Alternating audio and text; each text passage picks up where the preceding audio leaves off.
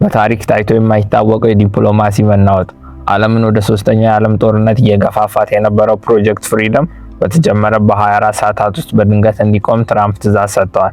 አሜሪካ ኢራንን በኃይል ለመምታት የጀመረችው የኦፕሬሽን ኢፒክ ፊሪ በይፋ መጠናቀቁን ማርኮ ሩቢዮ አውጀዋል። ይህ ብቻ አይደለም። በሰሜኑ አልታብ በኩል ሌላ ታላቅ ዜና አለ። ሩሲያና ዩክሬን ያልተጠበቀ የተኩስ አቁም ስምምነት ላይ ደርሰዋል።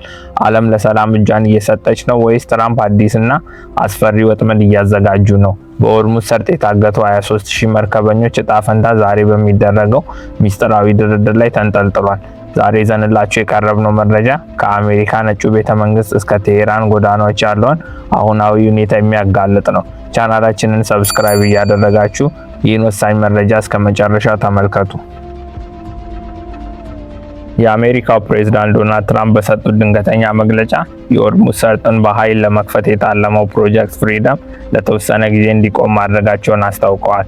ይህ ውሳኔ የወጣው የውጭ ጉዳይ ሚኒስትር ማርኮ ሩቢዮ ኦፕሬሽኑ ይቀጥላል ብሎ መግለጫ ከሰጡ ከ3 ሰዓታት በኋላ ብቻ መሆኑ ብዙዎችን አስገርሟል። ትራምፕ ይህን ያደረጉት ከኢራን ጋር የሚደረገው ድርድር ውጤት እንዲያመጣ እድል ለመስጠት እንደሆነ ቢገልጹም አሜሪካ ግን የባህር ከበባውን አሁንም እንደቀጠለች ነው።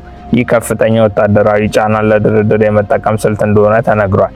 በተጨማሪም አሜሪካና እስራኤል በኢራን ላይ ሲሰነዝሩት የነበረው መጠነ ሰፊ ጥቃት ወይም ኦፕሬሽን ኢፒክ ፊሪ በይፋ መጠናቀቁን ማርኮ ሩቢዮ አረጋግጠዋል። አሜሪካ የፈለግነውን ግብ አሳክተናል ብትልም ኢራን ግን አሁንም ለማንም አንገዛም በማለት በፕሬዝዳንት ፔዜሽኪያን በኩል ጠንካራ ምላሽ ሰጥታለች። ዓለም በመካከለኛው ምስራቅ ውጥረት ተውጣ ባለችበት ወቅት ከምስራቅ አውሮፓ ያልተጠበቀ የምስራች ተሰምቷል። የተባበሩት መንግስታት ድርጅት እንዳረጋገጠው ዩክሬን እና ሩሲያ በየፊናቸው የተኩስ አቁም አውጀዋል። ዩክሬን ከግንቦት 5 እስከ 6፣ ሩሲያ ደግሞ ለድል ቀን በዓል ሲሉ ከግንቦት 8 እስከ 9 የሚቆይ የተኩስ አቁም አድርገዋል። ይህ እርምጃ ለታላቁ የሰላም ስምምነት በር ሊከፍት ይችላል የሚል ተስፋ ቢጭርም ዋናው ትኩረት ግን አሁን በሆርሙዝ ሰርጥ ላይ ነው። በዋሽንግተን በኩል የትራምፕ አማካሪ የሆኑት ጃሬድ ኩሽነር እና ስቲቭ ዊትኮፍ ከኢራን ጋር የሚደረገውን ድርድር በስውር እየመሩት ይገኛሉ። ፓኪስታን አሁንም በሁለቱ ሀገራት መካከል እንደ ድልድይ ሆና እያገለገለች ነው።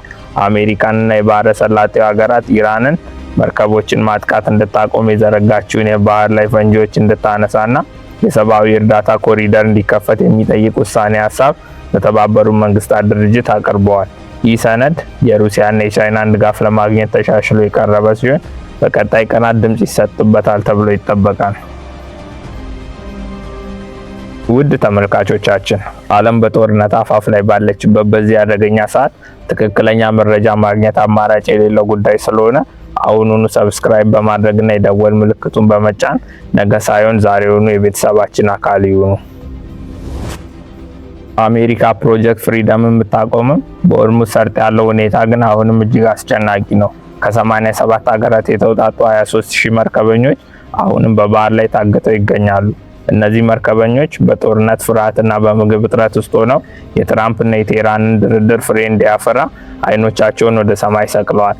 በሌላ በኩል የኢራን አብዮታዊ ዘብ IRGC አዲስ የደህንነት እቅድ ይፋ አድርጓል። ይህ እቅድ አሜሪካ በቀጠናው ላሉ ወታደራዊ ካምፖቿ ትጥቅና ስንቅ እንዳታስተላልፍ ለማገድ ያለመ ነው። የኢራኑ ፕሬዝዳንት መሱድ ፔዜሽኪያን ከኢራቅ ጠቅላይ ሚኒስትር ጋር ባደረጉት የስልክ ውይይት አሜሪካ ወታደራዊ ዛቻዎቿን ከአካባቢው እንድታነሳ አሳስበዋል። ማንም ሊያስገድደን አይችልም ያሉት ፔዜሽኪያን ለሺያ እምነት ተከታዮች እጅ መስጠት የሚባል ነገር እንደሌለ በድጋሚ በማረጋገጥ የትራምፕን ጫና ተጋፍጠዋል። በፍጥነት እየተቀያየረ ያለውን የዓለምን ፖለቲካ ቀዳሚ ሆኖ ለማግኘትና በየቀኑ የምንለቃቸውን ፈጣን መረጃዎች እንዳያመልጡት አሁኑኑ ሰብስክራይብ ያድርጉ። ትራምፕ ኦፕሬሽኑን ያቆሙት በሰላም ፈላጊነታቸው ሳይሆን ኢራንን ወደ መጨረሻ ስምምነት ለማምጣት የያዙት ስልት እንደሆነ ይገመታል።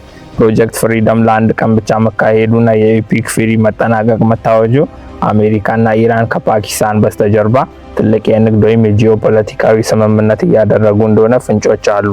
ይሁን እንጂ ኢራን ፈንጂዎችን ለማንሳት ፈቃደኛ ካልሆነችና አሜሪካ ከበባዋን ካላላላች ይህ ተኩስ አቁም ለታላቁ ውጥረት የሚሆን የዝግጅት ጊዜ ሊሆን ይችላል።